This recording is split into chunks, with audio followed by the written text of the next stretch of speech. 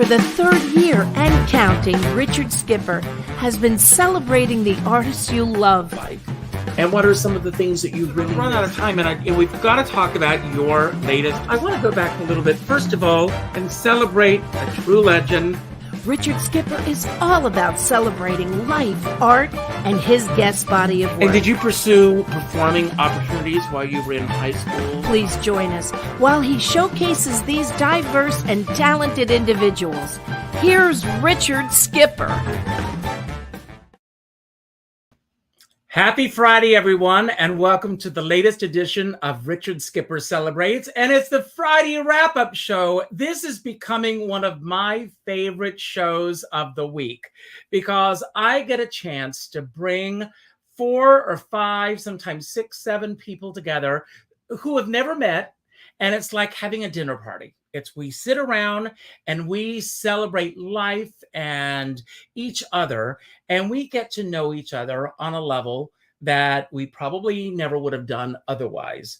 And I have 5 incredible people waiting in the wings. 4 of them are very special people in my life, and one that I'm actually meeting for the first time today. And I will explain a little later why we are meeting her for the first time today, because there's a special significance about what today is all about and why she has joined our show. So I'm thrilled that she said yes to being here today, someone that I am meeting for the first time. It's been a difficult week for all of us. I have cried so much this week, and I hope that for the next hour that we can hopefully enjoy each other, even though we know that there's still a lot of hurt in the world. I am also in the second stage of grief, and there's a lot of anger. But I'm trying to let go of that. I see that I've got so many incredible friends that are watching tonight. So thank you for being here. Thank you for supporting me. I also want to let you know that tonight, and I very rarely, if ever, do this, but tonight is a double header, because after this show at 7 o'clock tonight, I am going to have the incredible Linda Clifford on the show. Some of you may remember her from her big disco hit of If They Could See Me Now. How many times I danced on the disco floor to that song, giving away my age, but I did. I would go home after work, take a disco nap. Yes, I did. And then go out and dance all through the night. And anytime that song, no matter how tired I was, if I heard Linda Clifford, I was on the dance floor dancing. So the fact that I'm going to get a chance to sit and celebrate her tonight is so exciting. So I hope that you'll all come back. I'm going to have my disco shirt on and hopefully a disco ball. And we're going to celebrate and really get a chance to know her. So Danielle is here, who I just absolutely love and adore. She just won one of our very special prizes last Sunday night with Ava Cherry. Tonight, we're going to give away something else. I think that I'm going to give away, well, I'm not going to tell you right now what it is, but a little later, I'll share what I'm going to give away. So Danielle, you pick our first number of the night. It's going to be 1 through 5. Danielle will decide who our first guest is. And we think of this as, let's make a deal. Someone's behind one of those boxes, and I'm going to bring that person up. So we will bring that first guest up. And speaking of let's make a deal, tomorrow afternoon at 12 noon, my guest is Joanna Gleason. What does Joanna Gleason have to do with Let's Make a Deal? Her father was Monty Hall. So I'm still waiting for Danielle's number. As soon as that comes in, we will know who our first guest is. 1 through 5, we're going to find out who that is. And of course, our hashtag today is self-expression. And I am all about self-expression. Danielle, she says door number 4, and that is my dear friend, Phyllis Kinsler. So you're our first guest today. Hi there, Richard. And it's so good that you're here. Thank you for asking I am me. thrilled that you're here. I always begin our shows by asking, who or what are you celebrating today? Well, I'm celebrating the fact, number one, that I'm here. That's that I'm here with you and that I'm here to begin with. It's been as you suggested, it's been a tough week for several reasons. Yesterday would have been my 45th wedding anniversary had Jerry survived. However, I'm here, and that's what I'm celebrating. I'm celebrating me. Well, let's talk a little bit about what brought us together yesterday, because you were online. Because on yesterday's show, we celebrated the latest CD of Jeff Harner, who I know is very, very special to you. Yes, he is. And have you heard the new CD yet? Am I allowed to say yes? Yes, you are. Yes. I would be surprised if you hadn't. I have. Isn't it incredible? As a matter of fact, Richard, what I am also celebrating that tomorrow, is it tomorrow? Yes, tomorrow will be 20 years that Jeff and I met. So that's what to celebrate also. So it's all about celebrating. See, and he's probably going to kill me for saying that. No, there's a lot. Now, why would he? I'm sure that he is celebrating the very same thing. I hope so. I mean, when you find a friend in life, like he has found in you and you have found in him, there's nothing better. So God bless you both. I asked you to find 3 things that happened on this date. So you are lucky because you're number 1. And and so if anyone else has the same things, they're going to be scrambling to find 3 new things. There you go. But you are number 1. So 3 things that happened on this date. Okay. In 1927, the Ford Motor Company ceased manufacture of the Model T. So that had to have been a big, big deal. Yes, right? Absolutely. Okay. And then this means something to me because I worked around the corner from this. In 1930, I didn't work there then though. In 1930, the 1,046-foot Chrysler building in New York City at that time was the tallest man-made structure, and it opened to the public in that year on this day. And then in 1937 in California, the Golden Gate Bridge opened to pedestrian traffic. Wow. It's interesting that you went with man-made industrial items, instead of like Broadway shows, which is what I thought that you would go for. Very interesting. There was a lot to choose from. And I actually highlighted quite a few because who knew where I was going to end up in this. Well, thank you for those. Now, I began the shows with a surprise question. It's a question that I haven't even looked at. I still haven't looked at it. So the surprise question today is, what's your dream job if money didn't matter? Wow. I've had many wonderful jobs in my life. Excuse me. The best or the most interesting, I have to say, was what I've already had. I was the secretary to Colonel John Glenn when he went up into space. Wow. Yeah. I worked as a civilian for the Marine Corps at headquarters in Washington. And it was amazing. Wow. Well, that is amazing. So you get to pick our next guest, and you pick box 1 through 4. I'm going to go with 2. And that is Jeff Gans. Oh my goodness. Hello, everybody. And Jeff, you and Phyllis are meeting for the first time. Great to meet you, Phyllis. Hi, Jeff. Jeff has been celebrated on this platform before. And as I say, and I truly mean this, Jeff, you are always worth celebrating. Oh, you have been getting to know you through not only having the pleasure of interviewing you, but your constant support of what I do and being there, and the incredible people that you've had the pleasure of working with. So Thank you, thank you, thank you. Well, thank you, because what you do here is many, many breaths of fresh air.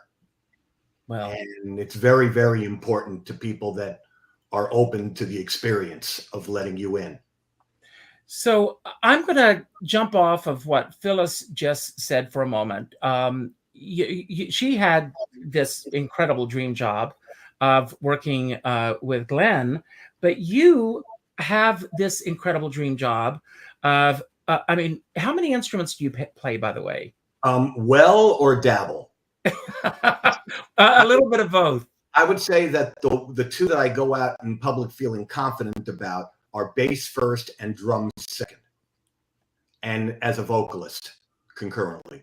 Okay, let's start with bass. Okay, bass. Who were the top 3 people, with all respect to all that you played with, that you would say that you've had the pleasure of playing for or with? Well, I think the best thing for me to do here is to take from my resume and make them as polarized as possible. Okay. So that would be Rita Moreno, Johnny Winter, and the Village People. Wow. Okay. And then next instrument. Drums. Okay. 3 artists you've had the pleasure of playing with. The Times. A lot of Peter Duchin, if you want to call him an artist, the great band leader. Yes, of course. And let me think of who else I played for. Drums. Well, freelance, freelance, a lot of private parties and blues bands and recording sessions, things like that. And vocalists.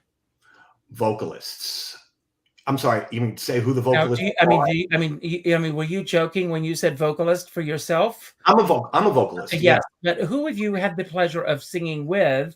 And I always like to say they've had the pleasure of singing with you. Well, so yes. So name 3 vocalists who have had the pleasure of singing with you. Singing with me, okay. Nina Hennessy, who you have the show. Yes, yes. With Johnny, I was featured on some vocals during his set, and with Roy Buchanan, a very famous, iconic guitarist. Mm-hmm. I also did several songs during his set, in addition to the private parties and things, that I was telling you about. Now, if you had not gone into the world of music, have you ever thought about another career path that you possibly could have gone down? You know what I would have loved to do, and I've wanted to do it since I was a kid, is be a radio DJ.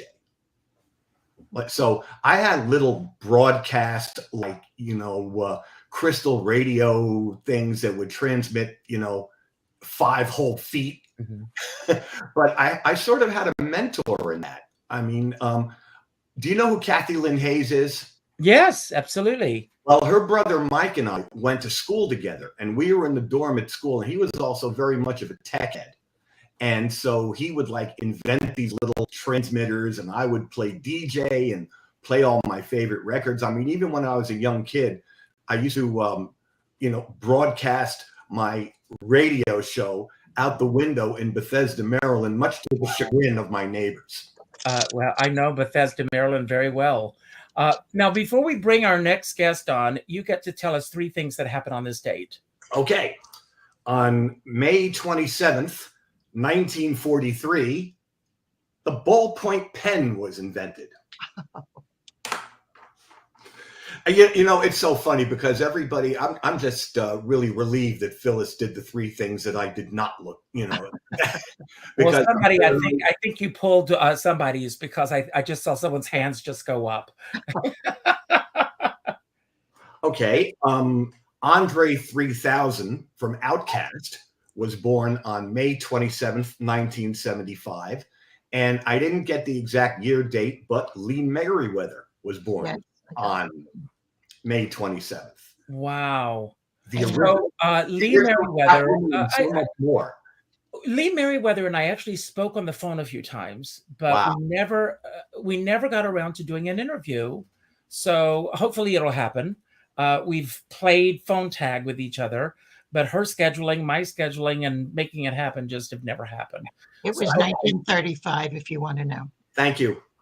Yes. So you get to pick our next number 1 through 3. I would say this one. Number one. And I am meeting for the first time, and that's Kate Cronin. So Kate, first of all, welcome. We are meeting for the first time. Kate is a hairstylist, and today is National Hairstylist Mental Health Day. And it's an interesting day because those of us, and I mentioned this, before we went live, is that this morning I went to get a haircut. And while I was getting a haircut, my hairstylist, who has a 10-year-old son, the 10-year-old son came in. And because of what just happened in Texas, I got very emotional seeing her son and the love between the two of them. And I lost it. And she consoled me. And it was apropos because of today, because I'm sure, Kate, that you hear so many stories from many of your customers.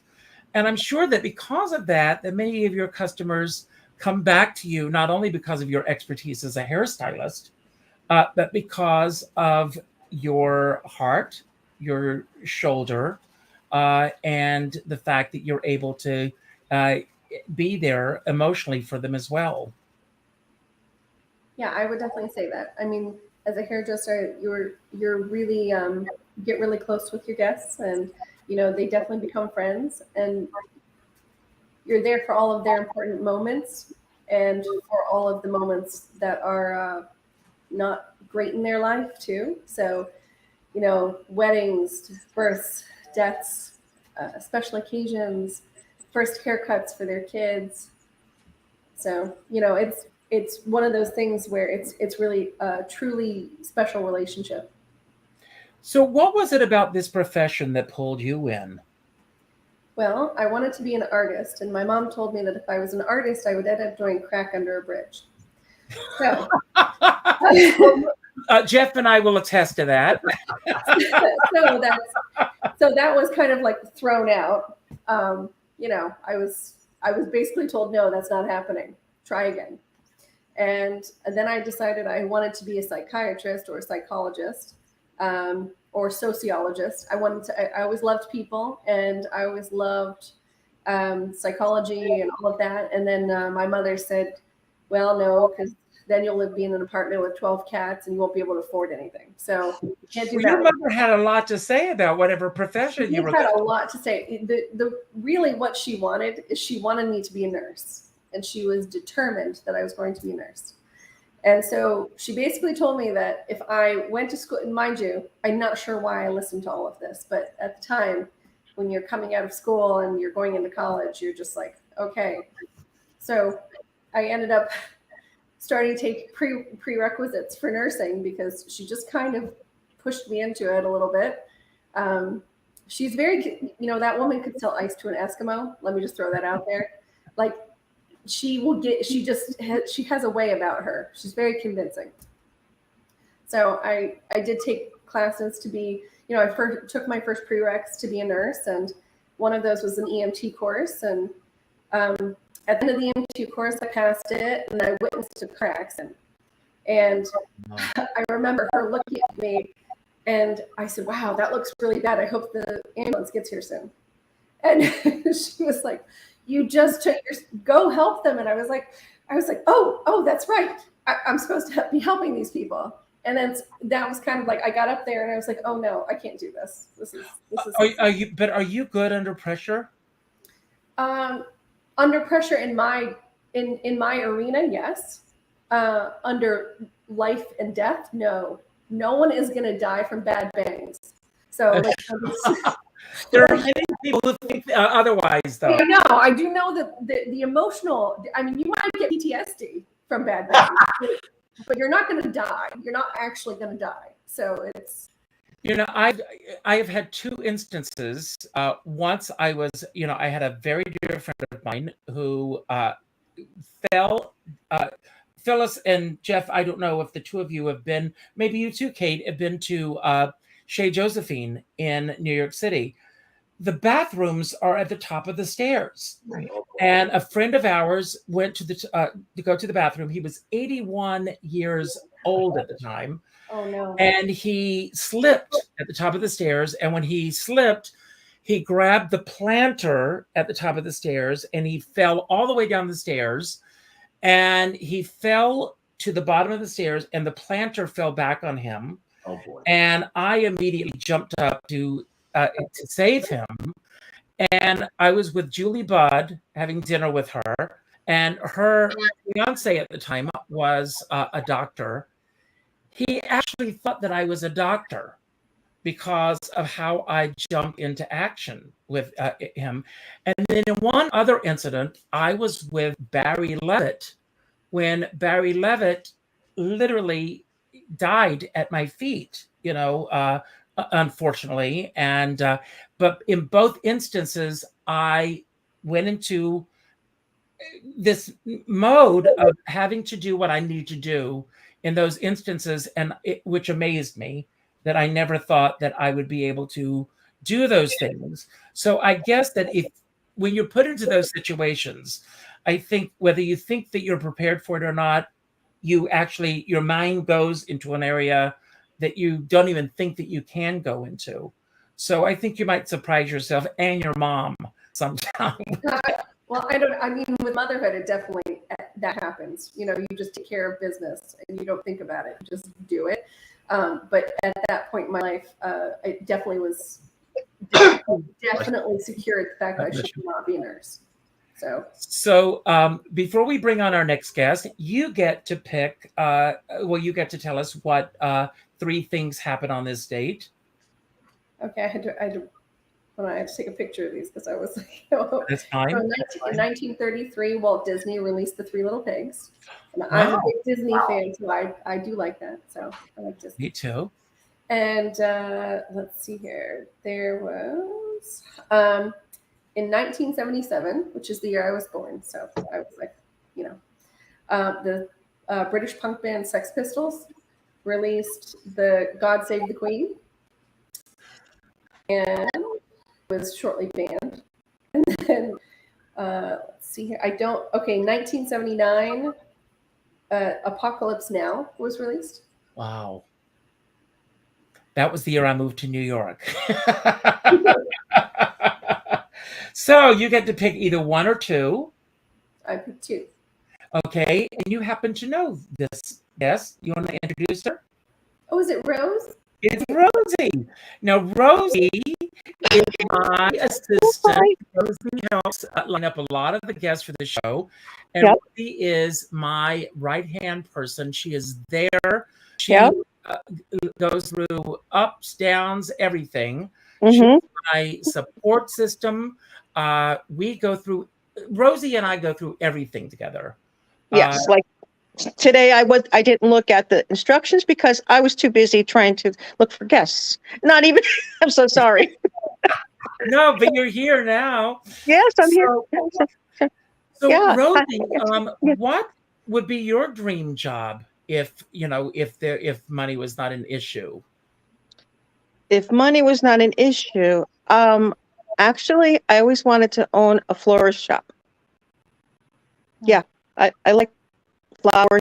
I like creating and having and the smell and having them come in and I love it. I just love it. It makes me happy. Yeah. That's great. And yeah. So you also now, how did you and Kate know each other? Because you brought Katie to me today. So speaking of guests. Yeah. Well, in 2009, I was getting married to a woman. So I found Kate and I said, I want my hair to look a certain way. And this is how, and I brought her a picture. It was actually it was a Sharon Osbourne thing. And I said, it has to look this way. But I have a picture of it. And Kate was like, oh my God, everybody loved my hair. It was perfect.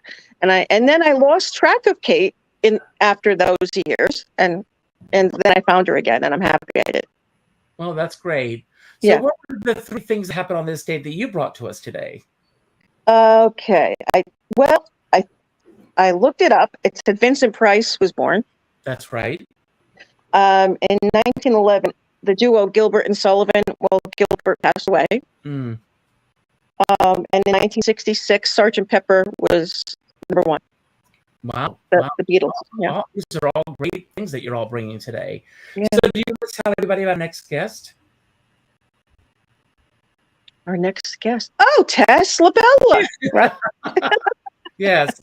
My Tess. I call her my Tess. You want to tell them about Tess, and then I'll tell them about my Tess. Okay. Well, she is the voiceover for Richard Skipper Celebrates when you know, in the beginning of the show, and even at the end of the show, right, Richard? That's right. I think. Yes. And she's just special. She's my angel on my shoulder every day. We check in every day, and that's why I call her my Tess, because she makes my day. Oh, So, Rosie, Tess LaBella, Rosie, Charlo, Leo Rodriguez, and Lisa Rodrigo, who is in the wings watching. I think of us not as a team or but a family. Yeah. And we check in with each other every morning. Tess, I begin my day. I get a text from her.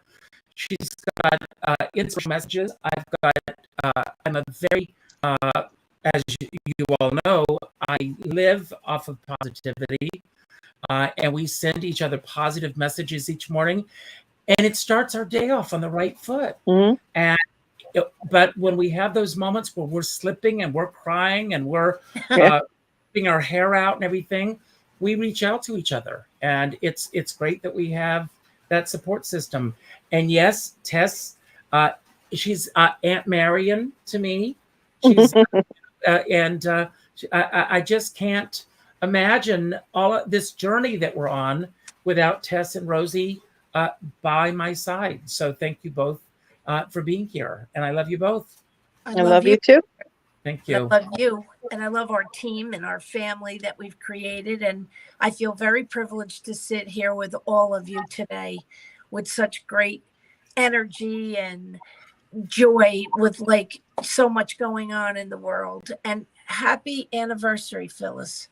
Oh, thank you, Tess. Special hug and kiss. And Tess also wrote this book called Merry Witchmas, which everybody should get. It's available in your favorite booksellers. Get this. If there are any children in your life, get this book for them. The holidays will be here before you know it. And if you order them now, I want to show you. I'm just going to open up to any random page. Okay. And you'll see how it's adorable. Kate would love this. Oh my God, I was thinking that. I was like, I have to go get these. I probably need like Merry Witch. Yeah, it's adorable. Can I make a suggestion, Kate? Yeah. And forgive me, Tess. This should be in your salon. Everybody people in your store should be able to buy these books in your salon. And Tess did not put me up to that. I did not. I've got grandkids that will devour that. No, it is incredible. I'm giving this to kids, and it's just it's an incredible book. And you can go and check out the interview that I did with them on demand. It's here. So Tess, what would be your? I know that you are going to be doing those voiceover commercials from coast to coast. But if money was no object, and if you were not in this business, right, what other profession would you have gone into? Well, you said that this was like coming, to somebody's house for dinner. So first of all, I don't know what you're serving, but whatever you are, I'm having it. That's number one. I am all about food. Food is everything. Food, and more food. There can never be enough food. So the dream job for me would be that I would have a travel food show, and I would go all over the world and teach cooking. Like go to different places and take kids and teach them how to cook. That would be the ultimate. Teach them how to make homemade macaroni. I'm an Italian American. I love my heritage. I love the food we make. I mean, I love Italian food, but I cook everything. So I know. the joy in doing that, that's a dream job. But That's incredible. Still, the dream, I can't tell you how much, I don't know. I love cooking with the grandchildren. I can't wait to teach them how to do all these, recipes handed down through the generations. Do they love your gravy? They love Sauce. it. And I'm so glad you said gravy. No. No. Way to go, Jeff. Yes. Sauce. Sauce, gravy, sauce. So, Tess, what are the three things that happened on this date that you brought to us? Well, darling, did you know that the first chess tournament was held in London? Bloody good. How about that? And then, another Italian American from Jersey, the OG. Old Blue Eyes. The guy who knew a guy who knew a guy who knew a guy, the chairman of the board, Frank Sinatra, had his first TV debut on NBC's Star Spangled Review. Wow. And the last one, the German Bismarck sunk by the Wow. Rhine. Boom. Wow. 1941 on this day. Wow. Well, now we are going to celebrate. We're going to celebrate the holidays that happen on this day. And I'm going to, these are things that are going to surprise a lot of you. Okay. So the first thing is, this is cellophane tape day. Did you know this? No. So Phyllis, cellophane tape. Do you use a lot of cellophane tape? A lot of? No, I don't use a lot of. But, when was the last time that you used cellophane tape? Actually, yesterday. It's worth celebrating. Oh, this has to be good. Okay. Right here. Okay. I was trying to seal an envelope and it didn't want to seal, so I taped it closed. And you probably didn't even think about cellophane tape as you were using it. Didn't. Just reached for it. There, it's always here, and I used it. Wow. As my friend John Spivak says, that says this is a sticky subject. Okay. Jeff, yes, for you. Cellophane, when was the last time? You've got it right there. So, you know what's interesting about this whole thing? Cellophane tape, I did not realize until now, most people call it Scotch tape.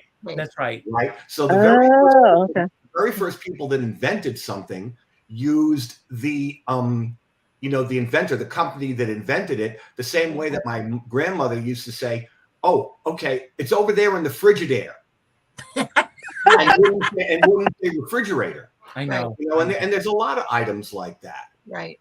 Wow. It's funny. I hear those things. And what about you, Kate? No, I was just saying, I was like, when you said cellophane tape, I'm sitting here going, did they do something I don't know? I was like, what is cellophane tape?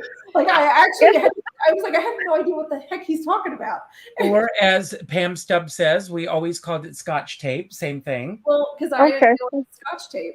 I don't know it as cellophane tape. I know it as Scotch tape. And I'm sitting here thinking, is that a Pennsylvania thing that I don't know this? Rosie?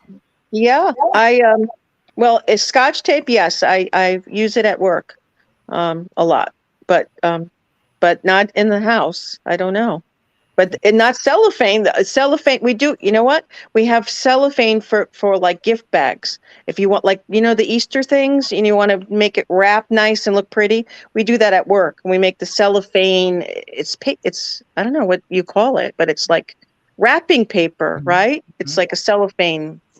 We use that a lot. In all different colors. And to my point before, elastic wrap is known as saran wrap because of the manufacturer. Exactly. Oh my gosh. So many light bulb moments today. Yeah. Steve, I have learn on Richard Skipper Celebrates. You don't get this on any other show. No, clearly, like I'm having epiphanies over here. Like, is this great? I pride myself in an amazing amount of retention for non-essential things. Apparently, I don't know the right name for anything. So I'm like, oh my gosh, I don't know the proper name for. I would have to research all of this now. Well, and what about you, Tess? This morning, I was wrapping up Yeah, this morning I was wrapping up something for my granddaughter. Okay, good for her and good for you. Okay, it is also Scotch tape. well, I'm going to pass the next one because I don't want to talk about it. Okay. Okay. Well, this is because this is the last Friday before Memorial Day. The next one was something a little bit morbid, so I want to skip over that one. Good. But it is National Don't Fry Day. And it's a day that is put aside so because everyone's now going to the beach. I mean, here in New York, it's pouring rain right now, so no one's going to fry today. But a lot of people are starting to go to the beach, and everyone's going on the beach. Where I come from in Myrtle Beach, they all the radio stations. This is a funny thing. They have the radio stations, and like every so often throughout the day, they go, "It's time to turn so you don't burn." Yes, we should have that. We don't have to. I thought you were, when you said fried, I thought you were talking about like fried galamad. Looking Me right. too. That's what I thought. Right? I was like, no Oh, french that's fries. too good. Okay. I thought When it was fried Joe. Fried Joe. I don't know. when I got up this morning and I saw Don't Fry Day, that's the first thing I thought of. Oh, I thought about food. But I looked it up, and it is for people not to fry on the Wow. beach. Okay. So Oh. my question to each of you, Phyllis, you are a Florida baby now. Have you ever gotten burned on the beach? Oh, yes, I have. Well before I ever moved to Florida. What was the worst experience that you had getting burned, on the beach, or that you remember? That I ended up in the hospital. Wow. Oh. Where in Florida are Baby you? oil and iodine. When I was really young and I lived in Manhattan by myself, we'd go up on the roof and we used to spray salt water. And somebody told me that if you really wanted to look really good and have a really nice tan, you would take Crisco, not Crisco oil. Oh. Yeah, exactly. Oh. Yeah. That burns you pretty well. Where in Florida are you? Boca Raton. Oh, dead in Boca. Oh, Sure. Phyllis, we're close. Where are you? I'm in West Palm. Hello. Hello. I see a dinner coming up. Yeah. Okay. My parents used to live in Boynton Beach, and I now live for 3.5 years in St. Augustine. Okay. Oh, how lovely. But you know what? But where you are, the sun is beastly down there. So it's not like burning in the Northeast. It's like down there, you might as well just get a spatula. Yes. It's really. Yeah. So what about you, Jeff? Have you ever gotten burned? Oh yeah, I'm fair. I burn before I tan.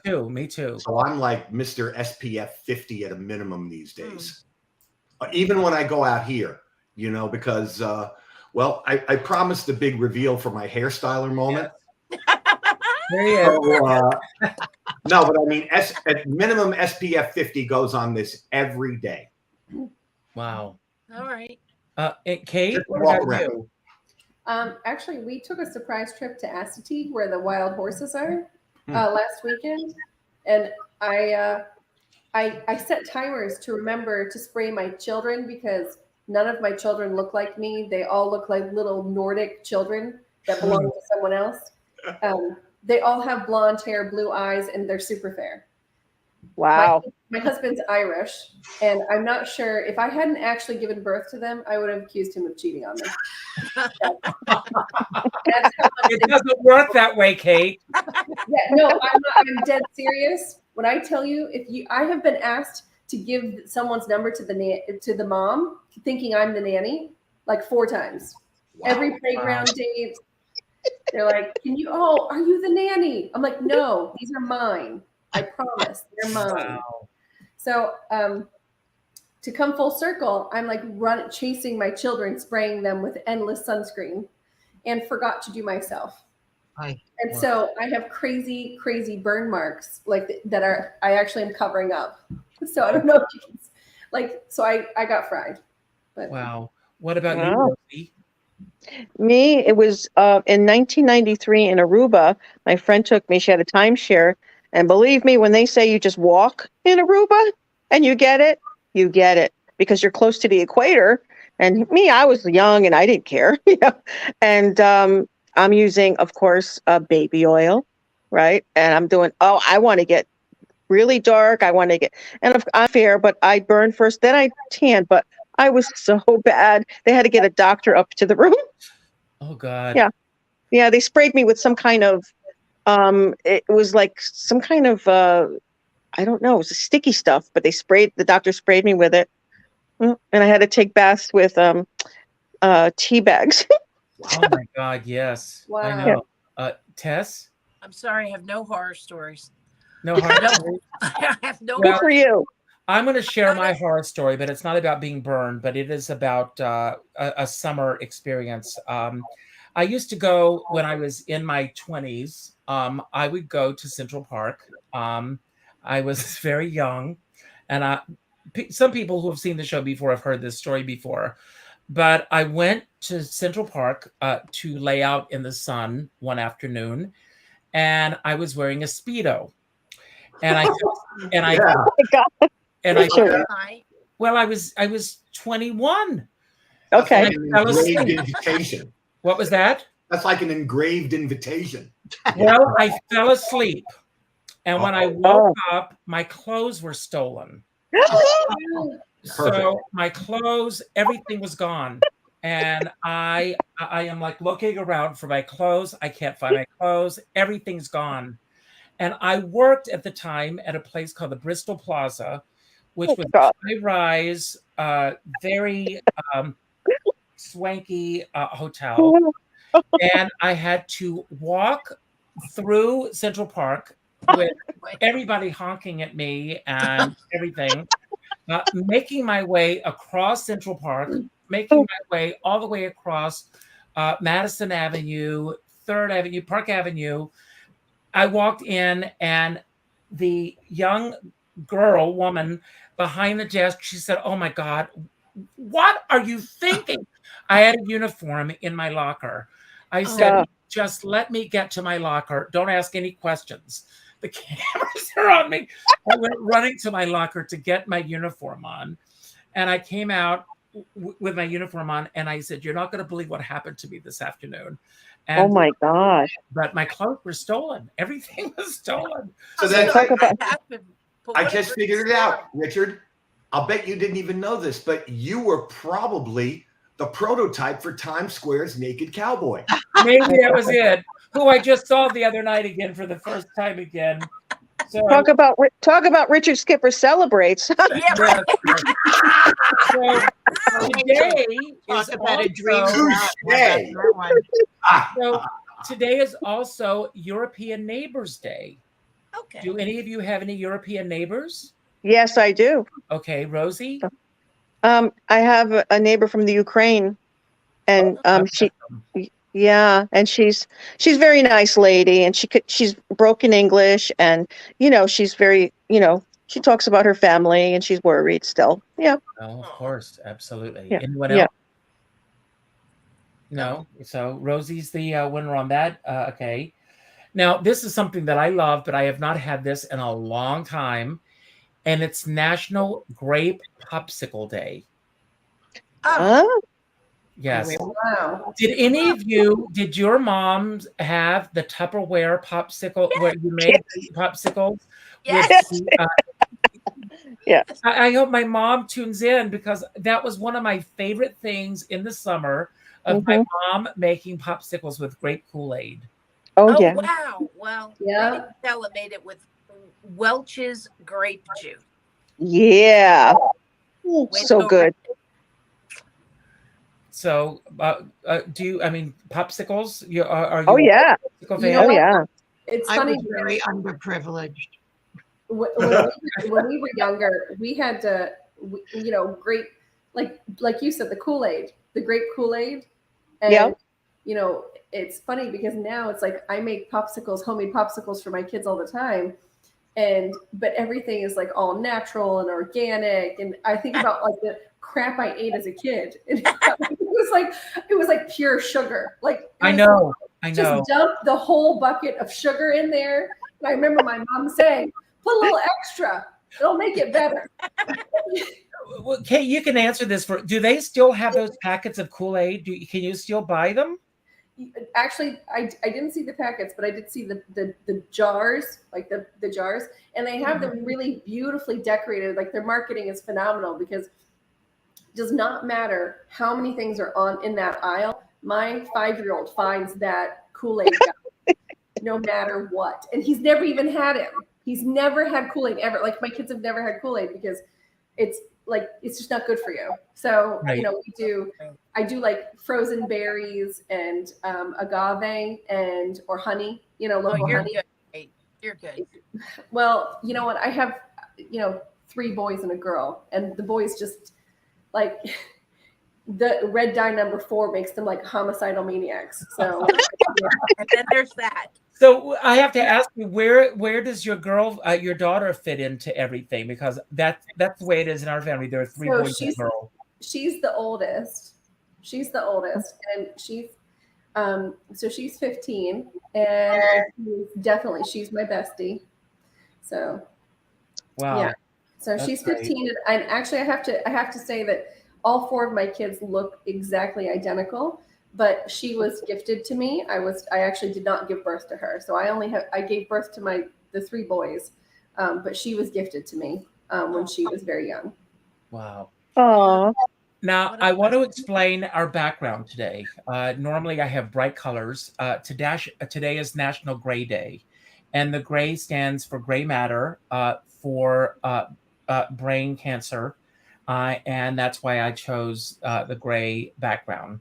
So if you know anyone who has survived or passed away from gray, my sister-in-law, Danny's sister, had a brain tumor.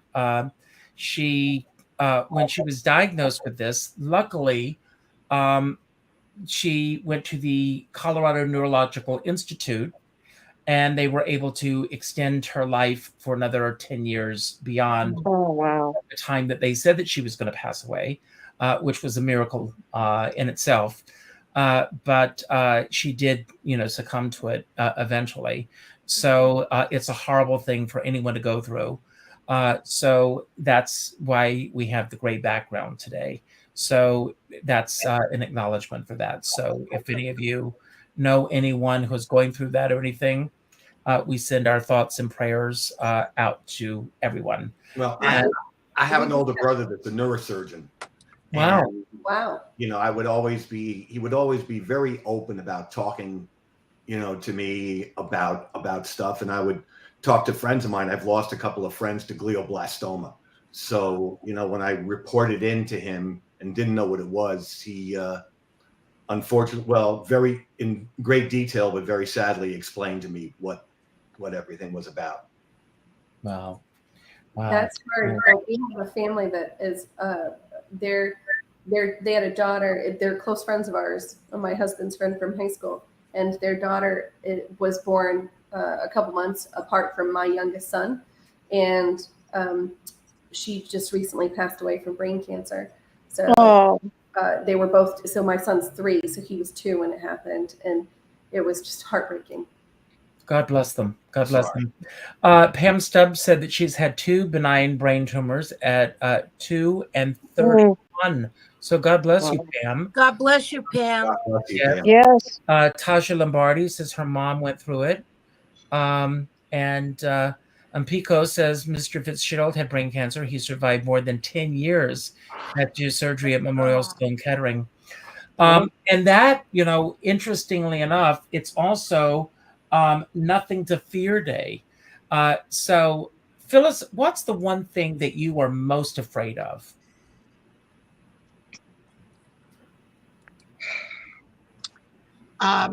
Richard, I think you already know this, that I was the victim of a very serious accident almost 6 years ago, and I lost the sight in my left eye. I am petrified of something going wrong with my remaining sight. about a month ago, a little more than a month ago, I had to have cataract surgery in the good eye, and I was a basket case. I made everybody I know totally berserk. Fortunately, it was nothing. It was wonderful. I see too much now, but Oh, good. it's true. I came home and I realized my apartment needs painting. I saw wrinkles on my face that I never saw before. But no, seriously, that is my biggest fear, Richard. Okay. Wow. Wow. Well, I will say this. I mean, Phyllis had this horrific accident, and you are a walking miracle. I mean, you truly are. God bless And you. it's just amazing. So, Thank you. and thank you for being here today. I'm grateful to be anywhere, but here I am more than grateful to be here, and I thank you so much. I really do. No, I'm thrilled that you're here. Thank you. Jeff, what are you most afraid of? Wow. Well, when I was a kid, I was petrified of popping balloons. Mm. But what I'm genuinely afraid of now is because there is no shortage of acrimony and very short-tempered people, somebody taking physical offense to something that I might say that they don't like. Okay. And so I'm kind of keeping a lot to myself these days and don't feel like I need to publicly or social media wise pontificate about my feelings. I'm just kind of trying to be more observant and stay out of trouble. You can share those privately with me. Thank you. That's fine. You know, we're probably on the same page on that. I agree with you. I totally agree with you on that. What about you, Kate? I would have to say that I'm most afraid of this world, and the fact that my kids are especially my young kids are growing up in this world that's getting more and more toxic in a sense, and that I want them to I had the ability to kind of grow up in a world where I was able to daydream and think about my dreams and my vision and what I wanted to do and all these things I wanted to accomplish. And I feel like a lot of people are in this, what I would call survival mind, where you're just trying to survive. You're just trying to get through. You're trying to you're trying to get through without like something bad happening. And I have kids that are like, that with Ukraine and all these things happening, like my two oldest kids are like, they're anxious. They have like anxiety challenges, and there's no therapist. So, so I'm the therapist. So they're experiencing a lot of anxiety because of what's going on in the world today. And so my biggest fear is that, they won't get to that point where they'll be able to rise above that and think bigger. God bless you. Yeah, really. My heart goes out to every parent in this country right now. Yeah. I can't even imagine what it is like to raise a child at this point. And I've got a few things that I want to say in a few moments as we wrap up. Rosie, what are you most afraid of? Oh my goodness. I think I'm afraid of being alone. Yeah. Being alone. I live alone now. I mean, I have great friends around me. I love you all. I have good friends. I don't want to cry. And I have great support system, but I don't know. I just don't like, I have nobody to bounce things off of, when we hang up or whatever. So I miss that.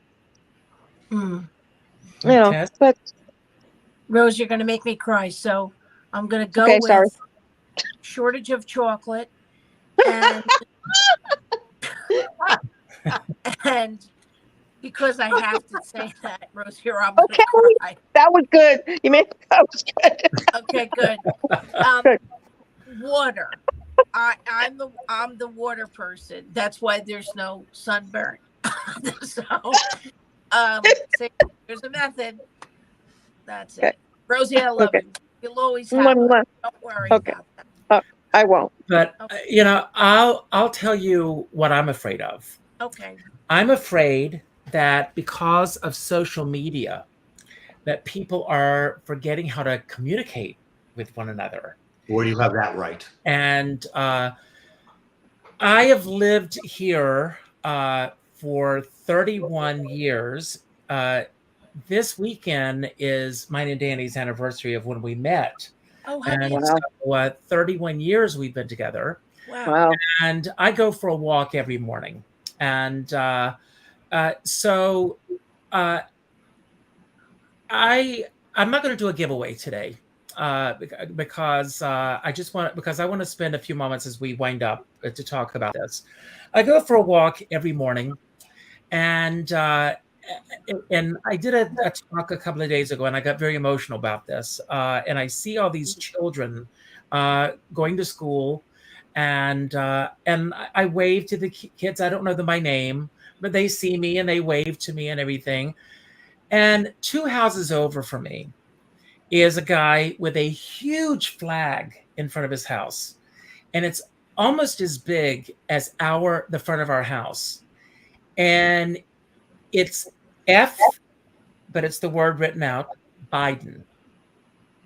And I wrote to our town supervisor and I said, if he wants to put an opposing sign up in front of his house or anything, I don't have a problem with that. But that word is so offensive to me. And it's offensive to me that these children are seeing this sign every single morning while they're waiting for the school bus. Mm. And it's a sign of divisiveness. And I've lived on this street for 31 years. And it's the first thing I see when I walk out of my house every morning. And it's hurtful. It's painful. And she said that she's received other complaints about it. Other people have also complained about it as well. But she doesn't feel that there's anything that we can do about it. She said, unfortunately, the law is not on our side. Freedom of expression gives him the right to put this flag in front of his house. And again, I don't have any objection to him having a difference of opinion. So it's interesting that the word today is self-expression. I want everybody to be able to express themselves in any way that they want to express themselves. But this is going to be my closing remark, and I'm going to give each of you a chance to have your closing remark. And the way we're going to do this is I'm going to have my closing comments, and then I'm going to pick one of you, and then you'll pick the next person and the next person until the last person is left. And when you're finished, all you need to do is say goodbye, and the closing credits will finish. And then go and put your disco shirt on and come back with me at 7 o'clock for Linda Clifford. But self-expression. You have a choice to go out and put positivity into the world or negativity. And we are responsible for every action we take when we walk through our front door, when we sit down in front of our computers, in terms of what we put out into the world. When I started doing Richard Skipper Celebrates, going way back to when I started my blog, someone suggested the title of Richard's Rants and Raves. And then someone said, you're always raving, but you're never ranting. And I said that there's enough ranting in the world. I don't need to add to that. I want to celebrate. And that is why I do this show. I celebrate everybody that's here today. I celebrate all the people that are watching the show. I celebrate all the guests that have been on the show previously and all the guests that are coming up. I celebrate Linda Clifford tonight. I celebrate the fact that we used to go to discos and we used to stay up till 7 o'clock in the morning sometimes. How many times did I leave a disco and watch the sun go up and then go out and have breakfast with everybody that I was dancing with and not worry about what was going to happen to me as I was leaving the clubs? Because New York City used to be the city that never slept. And as crazy as it was in the 80s when I was in my 20s and my clothes were being stolen and all these things, I still felt safe. I felt safe because I felt that everybody had my back. And those things are being taken away from us because we're dividing each other. And I look at social media. There are two things going on: social. We're all in this together, folks. And this morning in my memories on Facebook, one of the things that I love about the memories is that things from 6-7 years ago pop up, but it's also hurtful because a memory popped up today, and it was of a show that I was planning to do 6 years ago at this very time. We ended up canceling that show 6 years ago because of the Pulse Massacre in Florida. The Pulse Massacre happened, and I remember that Sunday morning getting up to turn on CBS Sunday Morning, which is a guilty pleasure of mine. And I got up, I turned on CBS Sunday Morning, and that's what we were about. Some crazy person with a gun shooting random people. And some of you saw my rant the other day. That was my rant. And I'm going to say this again, and then I'm going to finish. When I was 18 years old, I was dreaming of coming to New York to be an actor. I was dreaming of possibilities. I can't imagine having that kind of hate coursing through my veins. And I still, at 61, can't imagine that kind of hate coursing through my veins. It's beginning somewhere, and we need to stop it. We need to find a way to stop it. And it happens with communication and talking to one another and caring. All of us on this planet want one thing, and that's acknowledgement. We want to be acknowledged. We all want to feel that we matter. And when people don't feel that they matter, they act out. And I'm not saying that I excuse anything that happens. I'm certainly not. But make people feel that they matter. You can do that by simple actions. Hit a like button once in a while. Share a comment. Go out and do something nice for somebody without expecting anything in return. I end my shows by telling everyone to go out and do something nice. Pick up the phone. Call the second name on your friends list. Reach out with a phone call. Let that person know what they mean to you. And then take them out for a cup of coffee. Agree to get together, to go out and do something nice. As my dear friend Sean Moniker says, we're all in this together, but we're not in the same boat. But I always say, if you're going to go out in a boat, make sure you bring a skipper along. So on that note, I'm going to leave, and I'm going to turn it over to you, Jeff. So you finish, and then you pick the next person. And I thank you all for being here tonight. And again, join me back here at 7 o'clock for Linda Clifford. I'll see you later. I got to go. Thank you, Richard. I'll see you later. Love you, Richard. Thank you, Hi, Richard. Richard. Thank you. I guess from my vantage point is there's way too much narcissism and verbiage out there in general. And the most important thing that somebody told me in the lesson I'm trying to do my very best to learn and with this credo is I never learned anything while I was talking. Go, Phyllis. Wow, that's a big one. I want to believe, I do believe that I am a positive person and that I spew positivity. If I didn't feel that way, I wouldn't be alive today. However, there is so much negativity going on locally, globally, and it has to stop. It absolutely has to stop. And it may be true that you don't learn if you're talking. You're probably right, Jeff, if you're listening. However, the more positivity that I can throw at people, the happier I will be. I've loved every second of this, and I thank all of you for allowing me to spew my positivity. Oh, Phyllis. Kate, you're too young to have so many beautiful children, so it's up to you now, honey. Okay, thanks. You know, what I do is not really about cutting hair. It's about making people feel heard.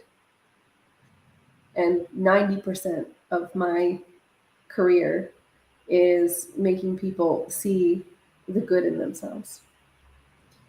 Because I would say most people don't even have a clue as to how wonderful they are. They don't know. They sit in my chair and they can't even see it. It's staring them right in the face and they can't even see it. So my job is to show them just how amazing they are. And I think I've gone as far as writing a dating profile for someone. Because don't you understand that you shouldn't keep all this hidden away, that you're that special? And I think that that's a big piece of it, is letting them know that they're heard. And, you know, I do a lot more listening, and and Rose will hopefully Oh, yeah. feel that way too, is that I really do. I want people to feel heard, and I want them to feel like they're important, and I want them to see all of the amazing. But my biggest job, I feel, my purpose in life is to show people how amazing they are and reveal it to them. So I think that's I think a goal. It's a good goal. And that's why I'm back. And I love you. Thank you guys so much for having me. I really appreciate it. Nice to meet you, Kate. Thank you. Thank you. Rose, you're next. Me? Okay. Well, I guess hi, Tess. I love you. I love you back.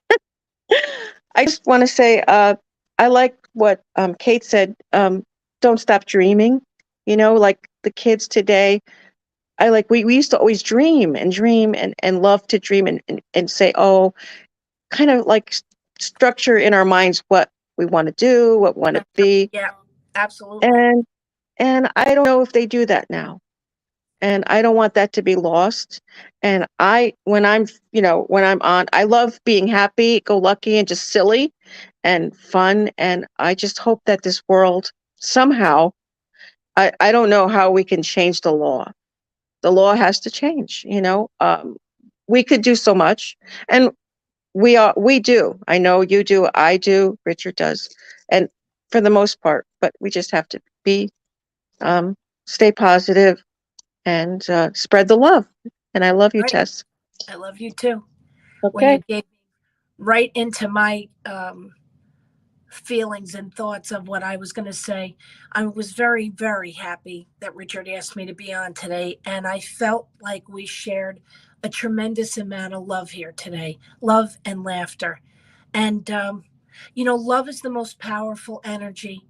So on that note, I'm just going to say, let's go and be the love in the world that it needs.